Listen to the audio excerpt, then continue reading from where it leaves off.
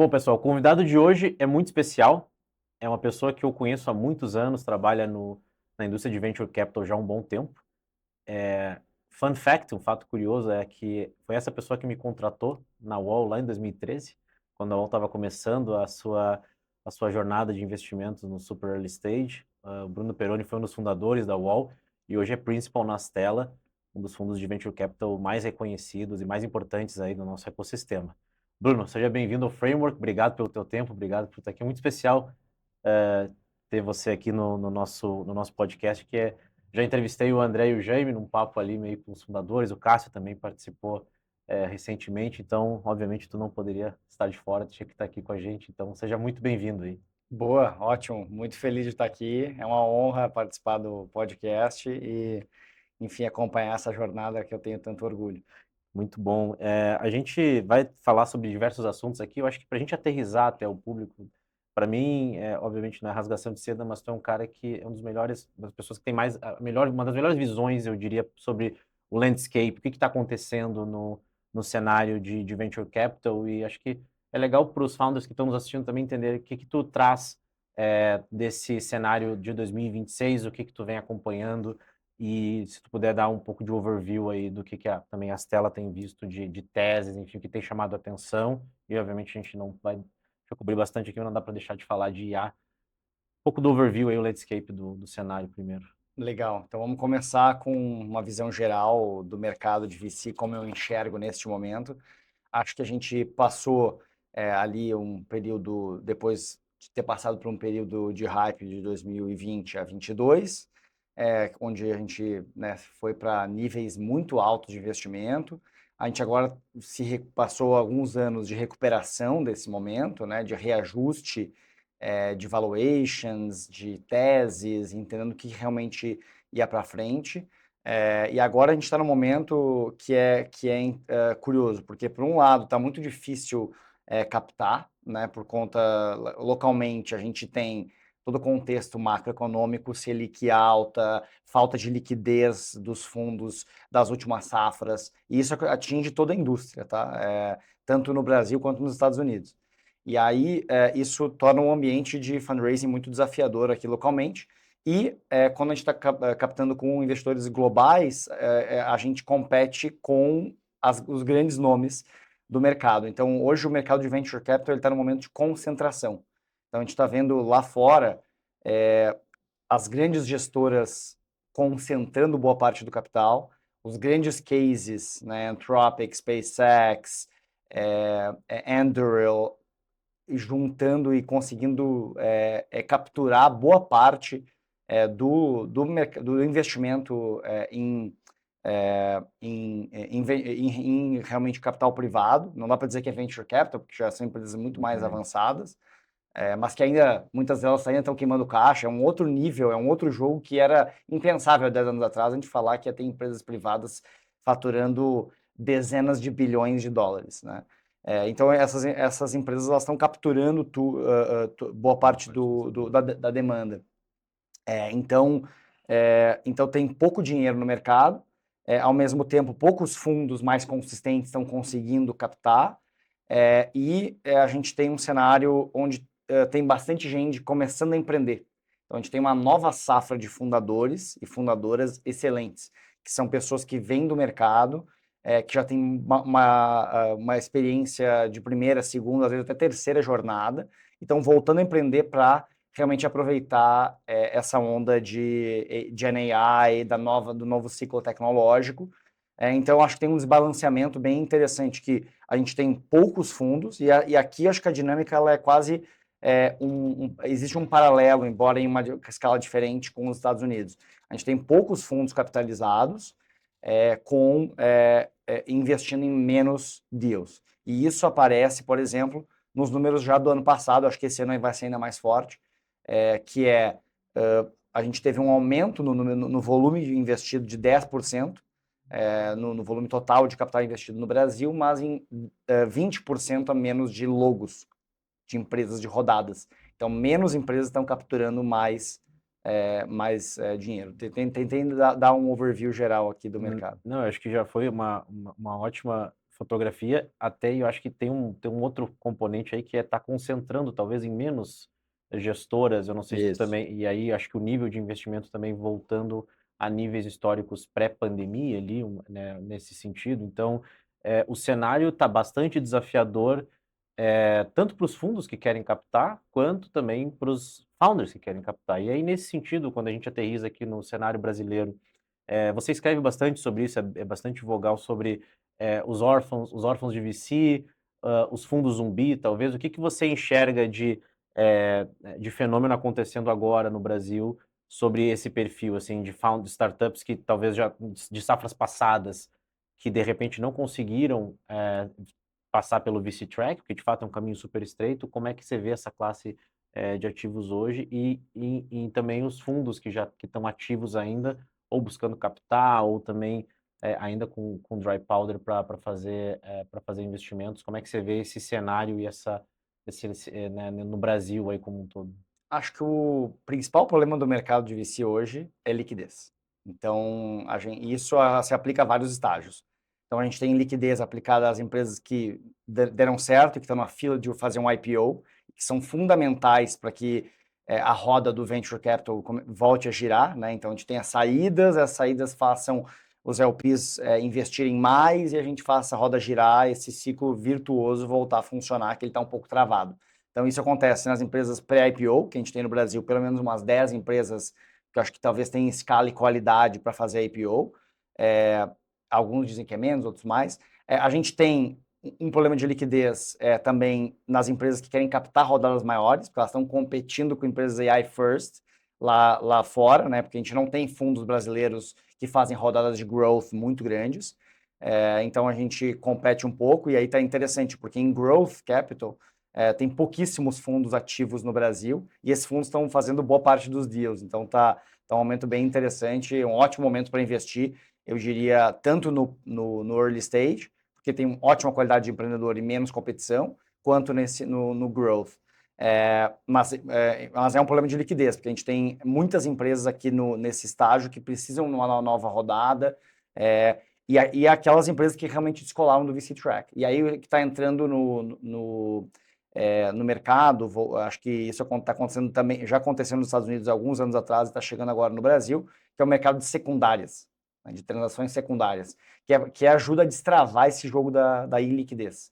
Então, né, para quem não conhece esse termo, quando eu compro uma participação numa empresa que já existe, né? Então eu estou recomprando um anjo, um fundo que está lá há muito tempo e quer sair, quer realizar o seu retorno, mas a empresa ainda precisa de mais tempo para conseguir uma saída, né, um evento de liquidez. Então, hoje já tem fundos especializados aqui no Brasil em fazer só secundárias. Então, eles buscam oportunidades de boas empresas que, às vezes, estão meio descoladas do VC Track ou que ainda falta tempo para elas terem um evento de liquidez, e tem fundos lá que precisam sair, às vezes por uma questão de liquidez, de prazo de investimento, e aí esses fundos especialistas compram essa participação. Então, a gente teve, acho que o caso mais emblemático foi da OMIE, do nosso portfólio, que fez uma rodada 100% secundária, de quase 800 milhões de reais. Né, no ano passado, foi uma das maiores rodadas do ano. Então, ela foi praticamente 100% secundária, recomprando tanto uma parte da participação dos fundadores, mas também os fundos ali e nesse caso era um bom ativo, mas que existia um interesse de entrar, a empresa estava capitalizada e foi uma maneira de viabilizar essa rodada. Isso acontece em vários cenários. Nesse caso era um cenário mais positivo, mas acontece também em cenários mais estressados, onde os fundos precisam sair, precisam vender, e aí isso destrava a liquidez no sistema. Sim, perfeito. E acho que nisso, obviamente, a gente olhando para esses mais late stage ou growth stage, né, que é o caso da OMIE, enfim, e outros casos que a gente viu acontecendo aí no Brasil, principalmente no ano passado, e tentando puxar a análise agora para os founders mais early stage, que é o nosso público aqui. Você comentou da safra, que é potencialmente aí o que a gente está vendo, é uma safra muito boa de founders. A gente acredita muito nisso também, a gente está muito animado, mas eu queria o teu take nisso, assim, você acha que tem a ver com a IA, tem a ver com a IA já está causando uma certa dor de barriga nos empregos corporativos, e tem também founders fazendo a sua segunda, terceira jornada que também estão voltando para empreender. O que você atribui assim a essa boa safra de founders e por que vocês acreditam nisso? Boa. Eu acho que é uma mistura das duas coisas. Então, de um lado, qualidade de talento. Então, a gente já tem agora pessoas com 10 anos de experiência em startups e scale-ups, então que já viram essa jornada acontecer, e seja, né, como, né, na área de tecnologia, seja na área de growth, que acho que é uma das maiores deficiências do nosso mercado, né, profissionais de growth que já viveram experiências de alto crescimento, produto. Então, a gente está vendo profissionais experientes dessas áreas, que já viveram essas histórias, tanto numa segunda jornada como fundadores e fundadoras, quanto essas pessoas que são as máfias, que a gente chama, né, que viveram nessas empresas durante anos, fizeram ali uma jornada incrível e aí saíram para empreender. Mas o gatilho é a mudança de ciclo tecnológico da IA. Né? Então, é isso que está sendo o gatilho das pessoas dizerem, putz, meu custo de oportunidade está muito alto para eu ficar aqui sendo executivo, ou aqui, até tem casos de empreendedores que estavam semi-aposentados, que estão voltando a empreender, o que é muito legal, né? Acho que a gente tem no Brasil, acho que não tem tanto no Brasil uma cultura de founders repetirem, serem fundadores várias vezes, coisa que é muito mais comum em mercados mais maduros. Então, acho que é a junção dessas duas coisas que acho que torna esse momento tão único. Então, a gente pensando até nessa persona assim, do founder que pode ter já, de fato, alguma experiência, ou a gente aqui na Odd tem até uma boa, uma apreciação muito grande por founders de primeira viagem. Não sei se pela ingenuidade, mas também acho que pelo punch, às vezes, de querer fazer acontecer, que acho que talvez é um pouco do nosso perfil que a gente tem dentro do portfólio. E, obviamente, dentro do portfólio também tem founders de segunda, de terceira viagem recentemente. Então, é bem legal ver digamos assim, essa mistura de perfis mais né, heterogêneos, digamos assim. Mas, no fim do dia, esse founder talvez esteja empreendendo numa tese de AI ou AI native. Vocês, nas telas, acho que têm se posicionado de uma forma bem autoral em cima disso. Qual é o seu take sobre essa tese? Um founder que está buscando encontrar um espaço usando AI, tentando fazer um leverage de AI. Qual que é a sua visão sobre, de repente, sobre os mercados que isso está acontecendo de uma forma mais acelerada, onde que tem mais oportunidade, as teses que vocês têm visto lá nas telas? Boa, legal. Eu acho que a gente tem olhado aqui para aplicações de AI, né, no Brasil. É o que a gente acha que faz mais sentido investir. E aí eu acho que os setores onde isso está acontecendo com maior intensidade, agora tivemos nosso primeiro unicórnio aí, né, brasileiro de IA, eu acho que vai ser o primeiro de muitos, porque a gente tem grandes problemas aqui no Brasil para resolver, e eu acho que algumas características são interessantes, assim, que são mercados onde eu tenho uma especificidade local, então isso previne, né, que a empresa não seja substituída pelos modelos genéricos e pelas ferramentas internacionais. A gente também olha negócios como um diferencial, a questão de estar mais próximo da transação, realmente embedded nos workflows, no dia a dia daquela indústria, porque aí é muito mais difícil você ser substituído por um player genérico, né? Então a gente tem olhado esse tipo de coisa, e aí geralmente aplicações verticais, porque aí eu tenho regras regras de negócio muito específicas, né, daquela vertical. Um exemplo é a área jurídica, que tá todo mundo falando que né, depois de desenvolvimento de software, a próxima área que vai ser disruptada. Por quê? Porque existem regras muito claras sobre jurisprudência, sobre leis, e é uma área de conhecimento e muito pesado em serviços, né, em pessoas. Então, é uma área super interessante para ser explorada. Eu acho que outras áreas relacionadas a isso, que são heavy em serviços, também vão ser disruptadas. A gente fala muito de substituir trabalho. Né? Então, áreas, é aí que eu acho que as soluções AI native são mais ricas. Então, você está substituindo uma ação que é feito, né, por uma pessoa, um humano hoje, e você está criando um agente que vai ou substituir aquele trabalho ou amplificar a produtividade, a assertividade daquele trabalho em 10x ou mais. Né? Então, a gente tem visto isso. O que a gente também tem olhado, mas não tem visto tanto ainda, é o tal do Service as a Software, né? Que está todo mundo falando, mas eu vejo ainda pouca gente se arriscando nessa tese, que é, na verdade, criar uma empresa de serviços usando AI para o seu próprio negócio e não vendendo como uma ferramenta para terceiros. Então, é a volta, eu brinco que é a volta do Tech-Enabled. Né? Há 3 anos atrás, 4 anos atrás, ou mais, ali na época de 2020, tinham vários negócios que eram Tech-Enabled, ou seja, eles usavam tecnologia para entregar o seu produto e serviço melhor. A gente tem, por exemplo, Stocker no nosso portfólio, que é uma empresa de fulfillment. Né? Eles não vendem software de fulfillment para terceiros. Eles são uma empresa que realmente opera logística de ponta a ponta. Eles são Service as a Software. Né? E agora isso está voltando a ser moda por conta da transformação de AI. Legal. E acho que é interessante acompanhar isso, que de fato a gente gravou também com o Felipe Oliva, fundador da Squid, e ele descreve, obviamente, a Squid como um tech-enabled que, né, conseguiu liquidez lá naquele período de 20, 21, e isso volta agora, né, o Service as Software, que era algo que talvez não fosse algo pensado ou que fosse valorizado até pelos VCs. Na época da Squid não ele era muito mais orientado, de fato, a construir um SaaS puro, enfim, e tentar reproduzir esse playbook, essa jornada, e, né, ele com convicção ali criou o modelo Tech-Enabled e conseguiu mesmo talvez com outros estímulos. E hoje a gente fala do Service as Software como talvez um novo hype.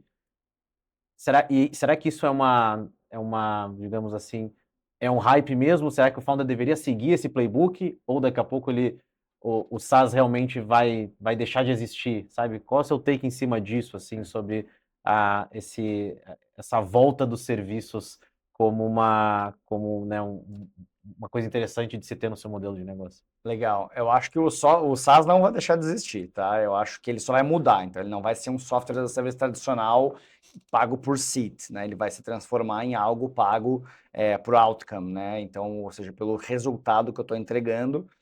E aí isso vai permitir, na verdade, uma expansão do mercado de software, né? Então, as pessoas acham, não, o mercado de software vai, né, Não, é ao contrário, né? Na verdade, como eu vou estar entregando trabalho e não só uma ferramenta, na verdade, o que a gente tem visto é que as empresas com soluções AI native, elas têm conseguido tickets médios até 3 vezes maior, 4 vezes maior do que um SaaS. Porque ela está entregando, não é só um software como uma ferramenta, mas sim ela está substituindo uma parte do trabalho daquela empresa. Voltando para serviços, eu acho que é bem difícil de fazer, tá? Eu acho que todo mundo está falando, service as a software. Eu acho que não tem nenhum empreendedor fazendo, porque é muito difícil de fazer. De novo, né? O interessante é que esses negócios são muito maiores, né? Do que uma economia. Se a gente olhar para a economia de serviços, é muito maior do que a economia de tecnologia pura. Só que a questão é que é muito difícil como é que eu vou posicionar uma empresa de serviços, e eu realmente tenho, para ser, quando eu olho lá na frente, essa empresa, como é que essa empresa vai ser avaliada? Né? Então, acho que é aqui que está a grande questão. Eu consigo, talvez, crescer mais rápido, porque eu estou substituindo um budget que hoje iria para serviços.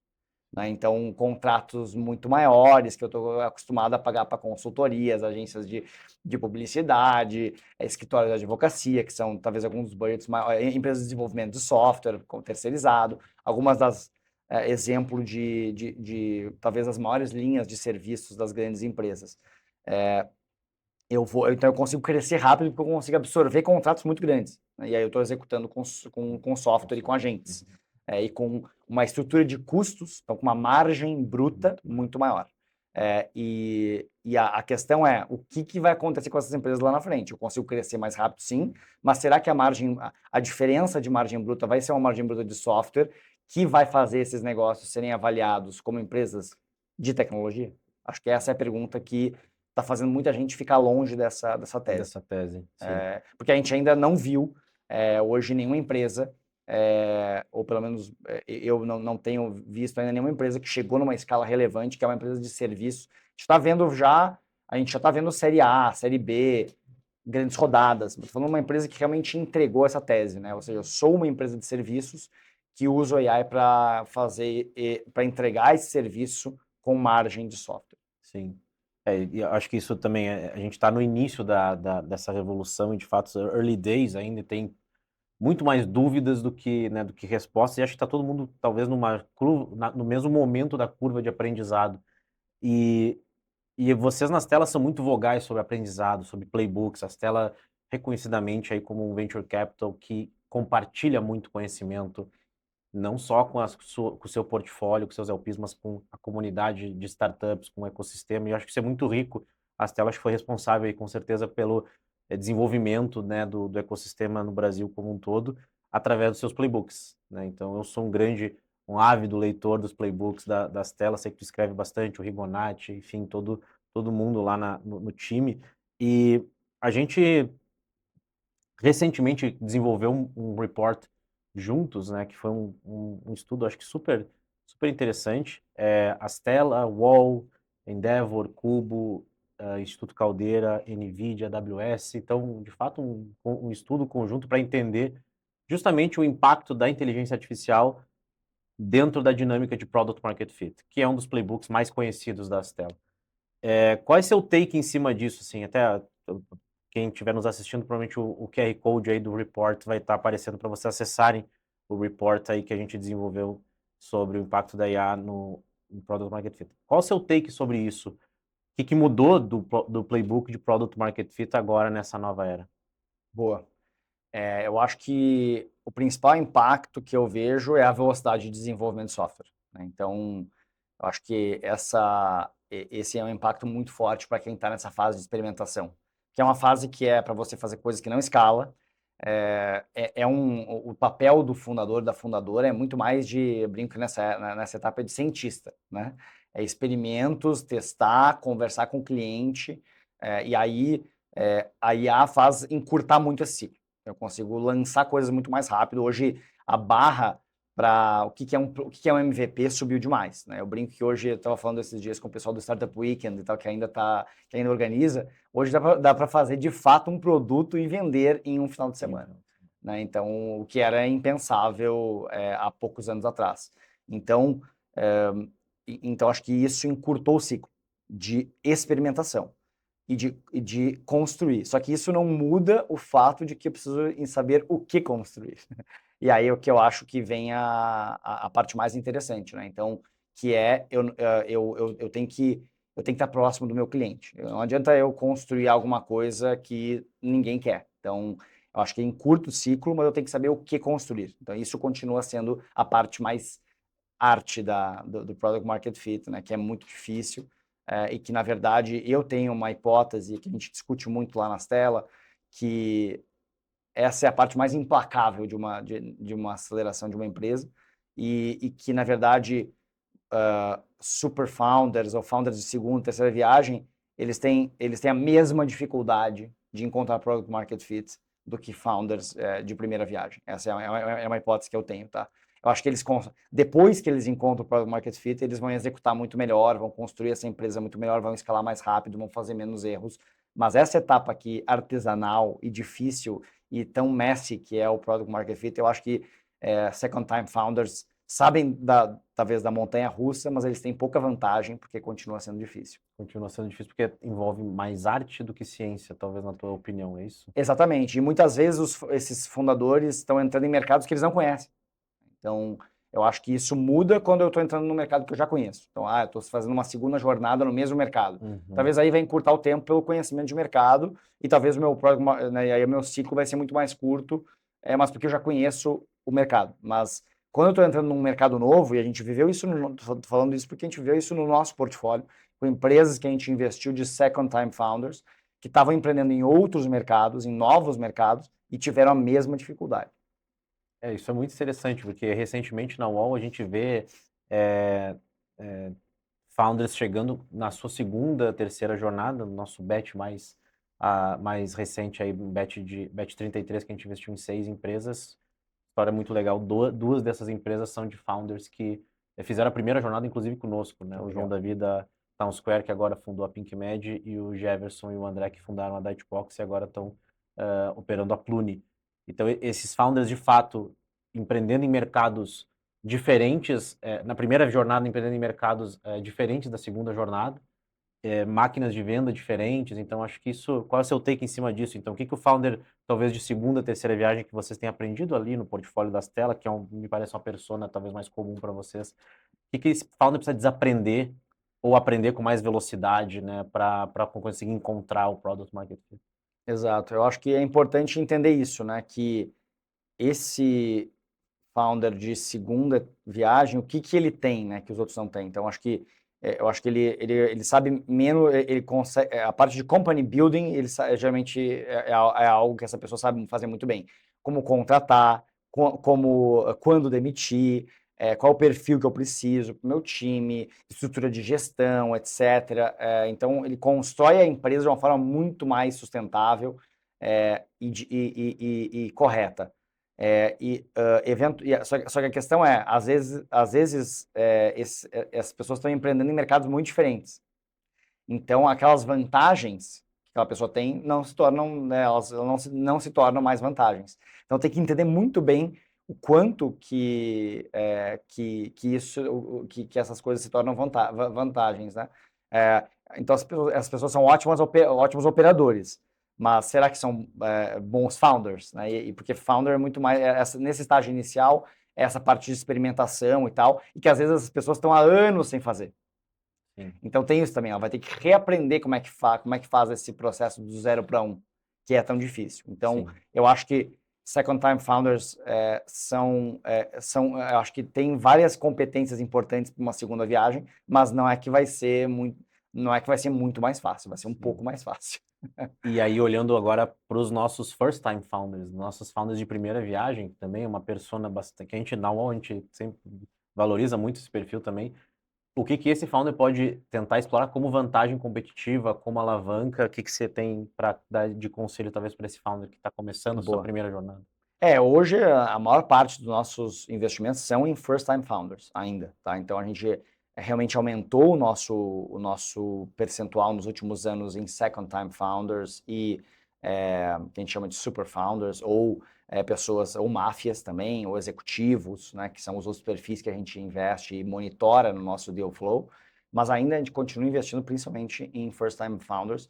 A gente acredita que tem uma energia que é diferente e uma capacidade de aprendizado, porque às vezes a pessoa que já está numa segunda viagem, já tem muita experiência, a capacidade dessa pessoa de se adaptar e aprender, ela é mais baixa. Eu acho que às vezes a pessoa que é um first time founder, ela geralmente ela está mais aberta a ouvir, se adapta mais rápido. Então acho que essas são as características aqui que as pessoas podem usar e não estão tão viciadas. Então eu acho que porque isso pode ser tanto uma vantagem de um lado, mas pode ser uma desvantagem. E até acho que interessante você ter comentado esse fenômeno da IA impactando o Product Market Fit. Dentro do nosso report, a gente descobre que, bom, a gente estima que esse primeiro ciclo de Product Market Fit está cerca de 15, 20% mais rápido. E eu tenho certeza que esse número está subestimado. Talvez esteja muito mais acelerado que isso. Mas até reforçando aí um insight seu que você acabou de dizer, que parece um dado contraintuitivo, mas parece que de fato a IA não acelerou talvez essa primeira pernada ali de validação, porque envolve muito mais arte, envolve ouvir muito o cliente, saber o que construir, mas depois que você aprende o que construir, aí a IA parece que de fato acelera muito ali o processo de tração da startup. Você então, como é que você lê isso? Então, tipo, você vê isso acontecendo de fato em startups ou do portfólio da Stella ou ou de fato né, nesse ecossistema de founders em geral com que você se Sim. relaciona? Sim, o que a gente fala na tela é que o importante nessa etapa é ir devagar para ir rápido. Então, não tem problema demorar um pouco mais nessa primeira pernada para encontrar realmente a dor certa, o problema certo e o que construir. Porque eu acho que muitos founders que decidem escalar cedo demais.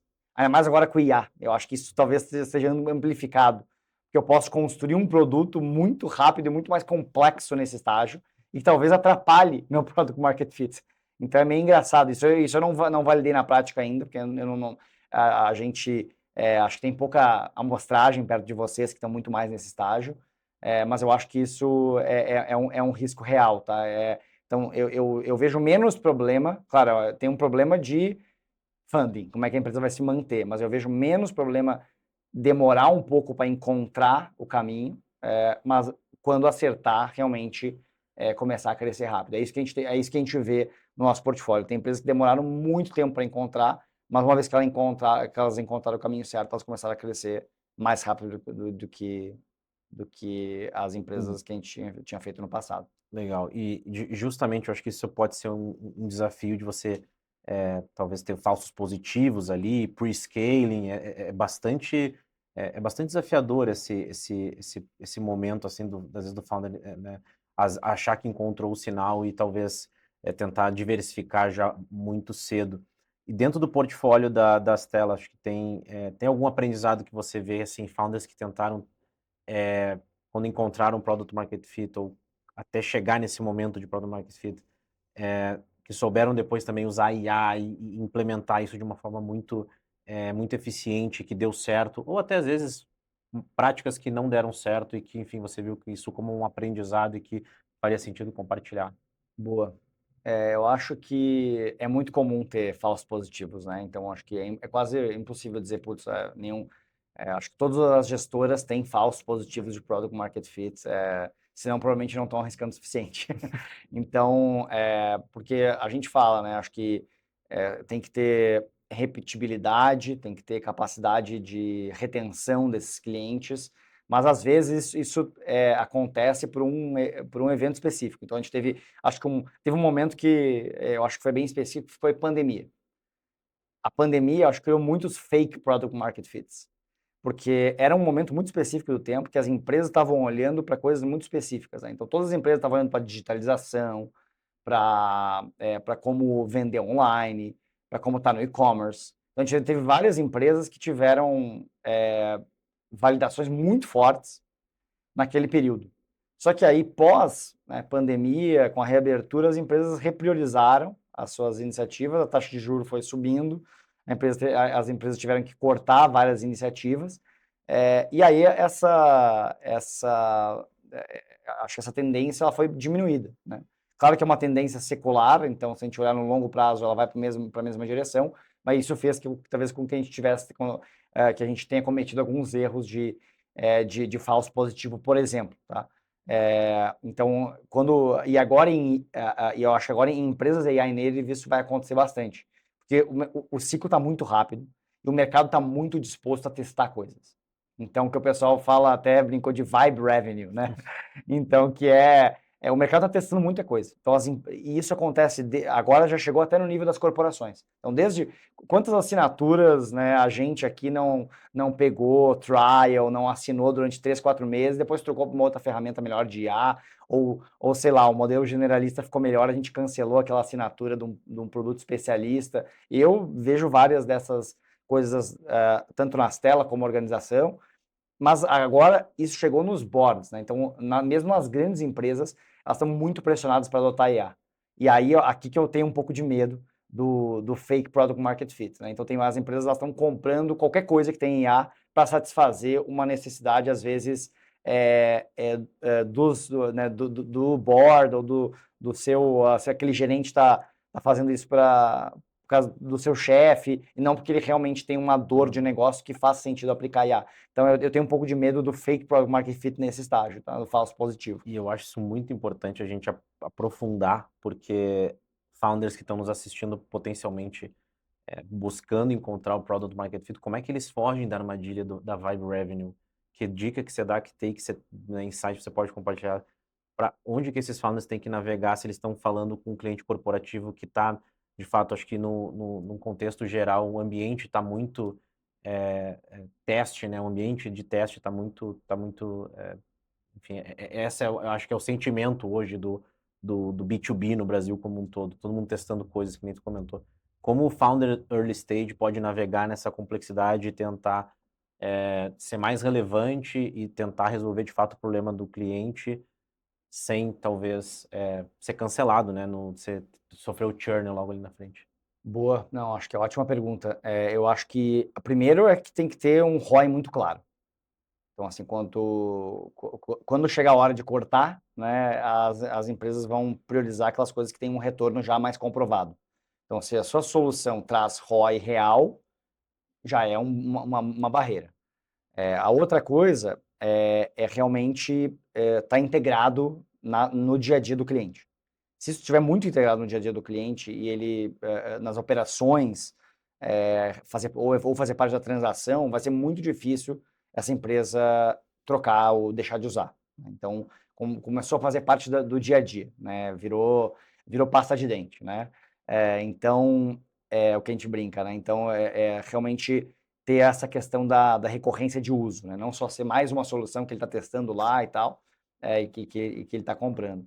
E a gente valida muito isso. E aí acho que o terceiro tá realmente substituindo. Eu acho que a gente tem aquela hierarquia das necessidades, né, das corporações, que eu acho muito rica. Então, se você está gerando mais receita, é muito difícil você ser retirado, né? Então, se associa, e aí acho que isso, quem está mais embaixo, ou seja, só reduzindo custo, ou só tendo uma melhoria de produtividade marginal, eu acho que está mais passível de ser substituído, seja por uma solução generalista, seja por uma solução interna. Porque eu acho que esses são os dois grandes riscos das empresas AI native, e mesmo as empresas incumbentes, né? Que agora todo mundo virou incumbente. Todo mundo que não é AI native virou incumbente. Então é engraçado, é meio doido que tem empresas nossas série A, série B, que elas estão com papo de transformação. Pô, esse papo de empresa incumbente, né? Então, essas empresas estão tendo que se transformar, fazer transformação de IA,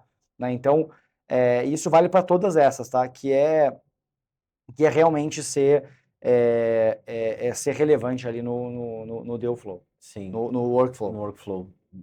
A gente tem recebido muitas aplicações de startups que se consideram AI native e, logicamente, quando a gente lê todos os applications e tenta entender um pouco onde é que está a profundidade da dor do cliente, entendimento enfim, daquele founder sobre o problema que ele está tentando resolver. E meio que a reflexão que a gente faz lá na UOL é que está muito superficial ainda essa questão do AI native. Parece que o founder construiu uma casquinha de AI com as ferramentas disponíveis e acha que o problema está resolvido. Qual é o seu take em cima disso? Assim, o que você orienta ali os founders a tentar, né, no sentido de aprofundar essa dor? E até vocês nas telas, como é que vocês analisam uma startup AI native? Quais são os fundamentos, quais são as heurísticas importantes dessa startup ter para receber investimento das telas? Excelente pergunta. Acho que essa questão de quais são os moats reais, né, na época de IA. A gente, inclusive, tá para soltar um conteúdo super legal sobre isso. E talvez já tenha soltado quando esse podcast for publicado, mas que fala justamente sobre quais são, na nossa visão, os moats, ou seja, os diferenciais competitivos, as barreiras de entrada verdadeiras que uma empresa pode ter para se defender, né? Então, eu vou comentar alguns aqui que eu acho que são relevantes, tá? Então, eu acho que... Eu já falei alguns, né? Então, acho que está embedado na transação, está resolvendo algo muito específico e local, ter algum tipo de efeito de rede, ou seja, efeito de rede é quando eu tenho mais usuários, isso melhora o produto para os usuários existentes. Realmente no workflow a empresa vai ter algum problema em tirar a solução. Então, esses são alguns dos nossos moats aqui que a gente olha. Está embedado na transação, então, que é tá no transacional, né? Não só ser uma camada de automação, mas de fato entrar no transacional, mover o dinheiro, né? A transação a gente está falando de fato mover o dinheiro, né? Ou chegar na ponta do crédito, ou passar o dinheiro para a empresa. É muito mais difícil e são moats reais que você consegue construir para se defender daquilo que eu acabei de falar, que é a empresa migrar para uma solução genérica de IA, que resolve, eu brinco que é o 70%. Se a empresa conseguir ter um resultado igual que é 70% que você entrega hoje, com um Claude da vida, ela vai trocar. Ela vai cancelar o seu e vai para solução genérica, seja o Claude, Gemini, porque hoje a gente está falando todo mundo usando o Claude e tal, depois de amanhã o Google vai lançar uma atualização que vai deixar o Gemini na frente, então isso vai ser uma corrida muito interessante de acompanhar, mas é a regra dos 70% que eu gosto de falar. Ou a empresa construir algo dentro de casa. Né? E aí, claro, não, é uma minoria das empresas que vão conseguir criar e manter essas soluções dentro de casa. Mas se você está trabalhando com uma solução core, a empresa vai se pensar duas vezes. Putz, será que faz sentido eu depender de um vendor, de um terceiro, entregando e me cobrando tão caro porque ele está substituindo trabalho, então você consegue cobrar mais caro para uma solução tão core? Será que não faz sentido a gente desenvolver dentro de casa? Então, hoje é uma das principais brigas nas grandes corporações, é a área de tecnologia dizendo não, levantando a mão e dizendo não, a gente faz aqui dentro de casa. Mesmo que isso tenha sérios problemas depois de manutenção, de realmente a qualidade disso, do timing, mas é uma das principais objeções das empresas que estão tentando vender soluções de IA. Sim. Aí você comentou de moats, eu acho que também a gente fica se... A gente no super early stage, a gente também é bastante, digamos, eu diria cético, ou talvez até realista, de que no estágio que a gente investe, na UOL, não existe moat ainda, né? A startup vai Exato. descobrir isso ao longo da jornada, a gente espera que ela consiga nos demonstrar uma estratégia clara para construir esse moat ali na frente. E aí eu acho que um exemplo interessante, talvez você possa comentar do investimento recente que a Stella fez na Last Link. Como é que qual foi a tese ali? O que vocês enxergaram na Last Link? Qual foi um pouco do racional e o que você acha que está sendo construído ali de interessante pelo time? Um pouco do que você tem de take sobre, de fato, também essa visão de moat e de diferenciais. Boa. A gente não investe só em empresas AI, né, AI native, né? Até porque a gente teria que só investir no super early stage, né? E tem muitas empresas que estão fazendo uma transformação super interessante para agregar AI de fato no seu produto, e é o caso da Last Link. Então, acho que Last Link foi um caso, é um setor que a gente já olha há 3, 4 anos, o setor de creator economy como um todo. A gente olhou diversas empresas ao longo desse caminho, e a gente decidiu investir na Last Link porque é um setor que a gente acha muito interessante em expansão e crescimento. A gente acha que ele está substituindo camadas de educação tradicional. Então, as pessoas, ao invés de fazer cursos livres em universidades ou até MBA, estão fazendo uma série de cursos livres de pessoas que eles conhecem, que eles querem mais proximidade, fazer uma mentoria, participar de uma comunidade. Então, não é só o curso, né? As pessoas olham esse mercado achando que é só curso. Então, acho que o curso já passou um pouco, né? Acho que esse formato tradicional de curso já passou um pouco. Hoje, e a gente vê muito mais esses grupos fechados, masterminds, comunidades, troca, mentoria, de você conseguir receber isso one-on-one ou one-to-few de um especialista, né? Então, é isso que a gente vê o potencial, e acho que a Last Link estava muito bem posicionada para atender multiproduto, né? Esse criador de conteúdo, esse produtor digital, que tem uma série de produtos. Tem um produto mais low ticket, um médio ticket, um high ticket. Então a gente olhou a Last Link, que é no core um produto de pagamentos, né? Então eles são uma ferramenta transacional, então isso é difícil de tirar com AI, porque precisa de licença, precisa de, né, tem uma camada grossa regulatória ali, inclusive eles estão indo para ter ainda mais, tá ainda mais à frente desse tema, por conta do volume que eles já transacionam na plataforma. Mas a gente vê Last Link não apenas como uma empresa de pagamentos, core sendo pagamentos, então ela está embedada na transação, e ao mesmo tempo ela sendo um software vertical, né? E aí vai ter soluções de AI no produto, certamente, mas fazer parte da jornada inteira desse criador, desde a criação do conteúdo, a distribuição desse conteúdo, a venda, que é o checkout, que é o produto core hoje, e o delivery, né, a entrega desse conteúdo. A Lastlink ainda não está em todas, mas é uma tese de médio e longo prazo. A gente acha que o produto é o que vai ganhar, e não só a taxa, a qualidade do checkout. Então, que é o que hoje fecha a venda nesse mercado. Mas então a gente apostou num time e no Michel, que é o empreendedor, que a gente acredita que esse time vai conseguir construir o melhor produto. A gente acha que o melhor produto nesse mercado é o que vai ganhar. Interessantíssimo. Acho que na trajetória da Sling também a gente acompanha como cliente, óbvio, como investidor da Stella também, que é super interessante essa tese também de vertical SaaS com pagamentos e agora com AI. De fato, ela fica um combo bastante sexy para o Venture Capital. Bruno, para a gente fazer aqui um fechamento, vocês também estão bastante posicionados na tese de AI Native. A gente lá na Mon também recebe muitas aplicações de founders, como eu comentei, que estão construindo tentando resolver problemas de vários mercados usando inteligência artificial. E aí tem, acho que algumas mudanças interessantes acontecendo. Tem vindo mais solo founders, mais empresas de uma pessoa só. E obviamente se fala muito do mito ou quando que a gente vai ter uma empresa valendo $1 bilhão que foi fundada por uma pessoa ou com poucas pessoas, ou talvez de fato com uma pessoa só valendo $1 bilhão. Mas qual é o seu take, principalmente para os founders que estão começando, esse ciclo de funding? Essas empresas não vão precisar de menos venture capital, não vão precisar de menos recursos para poder fazer as suas trajetórias. Como é que você vê o VC Track operando aí nessa era de IA, potencialmente com times muito mais enxutos ou até mesmo de uma pessoa só?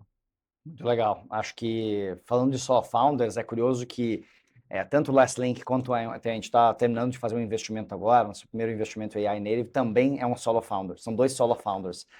Então a gente não tem problema com solo founders, desde que ele tenha os riscos de solo founder mitigados, né? Tenha um time executivo muito capaz junto, que não precisa... E aí o que a gente chama de founder é que é a pessoa que tem realmente um equity relevante e estava lá desde o início. Então, isso mitiga o risco, né? Então, eu tenho um time executivo que tem equity relevante, que complementa aquela pessoa, tem pessoas no conselho que realmente trazem um pouco desse compartilhamento do dia a dia, que é tão difícil dessa jornada empreendedora, né? Então, a gente não tem problema de investir em solo founders, a gente tem alguns, e curiosamente, nossos 2 últimos investimentos foram em solo founders. Agora, sobre essa questão de headcount, é muito real, tá? A gente tem hoje várias empresas que elas dobraram no último ano, ou cresceram até mais do que isso, e elas mantiveram seu headcount. Então, não é que as empresas estão demitindo pessoas, acho que isso está acontecendo, claro, talvez em empresas legadas, sim, mas em startups a gente está vendo as empresas deixando de contratar. Então, ela está crescendo, e o time atual está conseguindo compensar esse crescimento. Então, a gente tem várias empresas e isso não é uma empresa só, várias. A gente tem desde empresas lá bem avançadas até empresas ali Série A, Série B.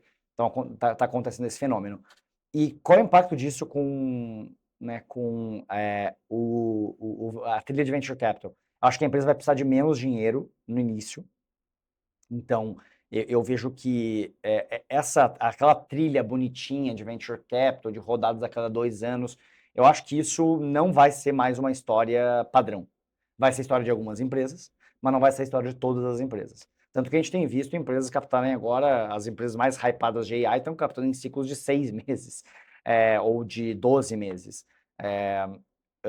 Então, eu vejo isso. Nesse início vai precisar de menos capital, então, porque está mais fácil de construir produto. Mas uma vez que eu encontrei o produto, eu acho que essas empresas vão captar muito dinheiro para conseguir escalar rápido. Então, é um pouco daquela história, né? E aí, claro, porque eu não consigo escalar rápido. Eu ainda, hoje em dia, aqui falando de 2026, eu ainda não consigo escalar 100% 100 pessoas, né, só com agentes, né? Eu preciso, acho que vendas não mudou tanto assim, né? Acho que a gente teve outras áreas que mudaram tanto assim, bastante, mas ainda, se você vai vender para muitos setores, essa pessoa quer comprar de uma pessoa, ela quer ter alguém para falar, ter alguém para reclamar, Então, talvez no B2C isso mude mais rápido e mude primeiro, mas ainda hoje você precisa de gente para fazer uma série de funções ali na empresa. Talvez isso mude, talvez daqui 3, 4 anos a gente né, a gente tenha mais equipes de venda AI, né? A gente acha que a camada mais de prospecção já tem sido substituída por AI, mas eu vejo em quase nenhuma empresa a camada de vendas sendo substituída por AI. A não ser quando a venda é muito de baixo ticket, muito de baixa complexidade, uma venda de conveniência, que daí a pessoa, né, ela quer comprar, né? Então, quanto mais rápido ela comprar, melhor, né? Então, mas a gente sai para vendas um pouquinho mais complexas, e eu acho que a maioria das empresas AI native são vendas complexas, porque elas substituem justamente serviço. Né? Você não quer, você quer conhecer quem é a sua agência de publicidade, seu história de advocacia, seu advogado. Então, assim, eu acho que as pessoas estão, acho que, subestimando nesse lado o quanto de pessoas você vai precisar. Então, as empresas vão focar muito em pessoas onde realmente faz a diferença. Então, mas eu acho que elas vão continuar captando para crescer rápido, porque como os moats, né, estão muito, né, os ciclos estão muito rápidos e os moats estão valendo cada vez menos, eu acho que vai ter muito mais competição. Então as empresas vão captar para se proteger. Além isso, falando aqui de empresas que são aplicações, né, que não tem que investir em compute, né, em treinamento de dados, que daí é um outro. Aqui é uma outra categoria de empresas, tá? Que daí é o que a gente chama de physical AI, né? São empresas que precisam comprar data centers, comprar, né, máquinas, né, e alocar em data centers e gastar em compute. E que não é a verdade para a maioria das aplicações. Sim, então você vê, e aí o take final em cima de eficiência de capital, quando você compara essas grandes corporações de AI versus as empresas que a gente talvez esteja investindo no Brasil, que não são esse perfil, aqui você acredita que a eficiência de capital vai ser, digamos assim, uma variável mandatória para a empresa crescer e talvez levantar venture capital, antes mesmo dela atingir a eficiência de capital, ela chegar já de uma certa forma eficiente? Essa é uma ótima pergunta, tá? Que eu acho que a gente tem visto empresas AI native no Brasil que não necessariamente elas estão com headcounts menores. Por quê? Porque para ela conseguir entregar um produto interessante, ela está criando uma camada de serviços para ela conseguir implementar os agentes de forma muito assertiva, que é um pouco do service as a software. E aí no início, né, como no início ela ainda não conseguiu transformar essa jornada de onboarding, de integração em um agente. Então essas empresas, a maioria delas, elas não estão com headcounts menores do que a média. Eu vejo headcounts menores nas empresas que estão começando. Então assim, empresas faturando 1 milhão, de 2 milhões de dólares com 20 pessoas, 30 pessoas, isso a gente começa a ver. Agora, empresas que estão escalando de verdade, crescendo aí 6, 7 vezes ao ano, né, nessa velocidade, que a gente já começa a ver aqui no Brasil alguns cases, elas não necessariamente estão com poucas pessoas, quando a gente compara com as safras passadas. Porque elas estão justamente, colocando, né, você chame do que quiser, né, time de implantação, forward deployed, que agora está na moda. Forward Deployed Engineer, que é o playbook da Palantir está fazendo. Exato. Sim. Então, e o que é? Na verdade, é pessoas, né? Forward Deployed Engineer é mandar uma pessoa, né? É o contrário de... mandar o engenheiro fazer a personalização last mile, de fato, lá para o Exato. Então é a loja contrária. Não é substituir a pessoa por um agente. É ao contrário, é mandar uma pessoa super qualificada para que eu consiga, consiga entrar no workflow e entregar um nível de serviço, um produto tão melhor que eu vou conseguir cobrar 10 vezes mais do que um software, mesmo tendo talvez mais pessoas. Né? Então é meio contra-intuitivo. Então, claro, eu vou ter menos pessoas nas áreas de back-office, né? Isso com certeza, tá? Talvez na área de P&D. Agora, na entrega para o cliente, eu não sei, eu acho que essas empresas que estão escalando, elas não necessariamente têm menos pessoas, tá? Isso é meio contra-intuitivo. Agora, a tendência é essa, é realmente as empresas escalarem com menos pessoas, e eficiente de capital sim está sendo mais relevante, uma vez que a gente tem menos fundos, e aqui no Brasil acho que é mais relevante, tá? Porque no Brasil a gente tem menos fundos, as empresas não podem depender de rodadas subsequentes, então as empresas aqui no Brasil, eu acho que elas têm uma preocupação com o eficiente de capital maior do que a média. Agora, o mercado continua privilegiando o crescimento. Então, aquela coisa, se você não tem, pô, como é que eu falo com o fundo? Se você está crescendo, ninguém vai perguntar quem você é, qual MBA que você fez. Então, assim, é um pouco por aí. O crescimento continua vendendo, mas agora tem o componente mais sofisticado da eficiência de capital. E, enfim, a gente sempre corre o risco, quando a gente fala sobre AI, né, Bruno? Quando esse episódio for lançado, a gente já está desatualizado. Exatamente. Com Mas, certeza alguma coisa que a gente falou vai estar. mas faz parte, eu queria te agradecer muito pelo papo, eu aprendi muito, sempre aprendo muito conversando contigo.